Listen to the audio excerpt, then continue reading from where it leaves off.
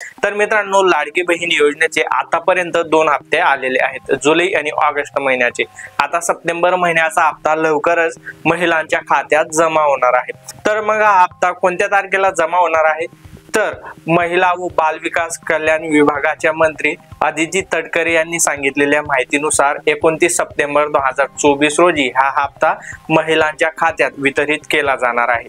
तर आता खूप साऱ्या महिलांच्या खात्यात पैसे जमा झालेले नाहीत, तर काही महिलांच्या खात्यात पैसे जमा झालेले आहेत। तर आता ज्या महिलांना पहिले 2 हप्ते मिळालेले आहेत, म्हणजे पहिल्या 2 हप्त्याचे 3000 रुपये मिळालेले आहेत, अशा महिलांना आता या 29 सप्टेंबरला फक्त 1500 रुपये मिळतील। आणि ज्या महिलांच्या खात्यात एकही हप्ता आतापर्यंत जमा झालेले नाही, अशा सर्व महिलांना 3 हप्त्याचे एकूण 4500 रुपये जमा केले जाणार आहेत, म्हणजे त्यांना भेटणार आहेत। तर आता हे पैसे जर तुमचे जमा होत नसतील आणि अजूनही 2 हप्ते जमा झालेले नसतील, यासाठी तुम्हाला तुमच्या आधार कार्डला बँक खाते लिंक करून घ्यायचं आहे। आता खूप जणांचं लिंक आहे तरी जमा होत नाहीये, मग तुम्ही काय करायचंय, तर पोस्ट पेमेंट बँकचं म्हणजे पोस्टाचं खातं ओपन करून घ्या।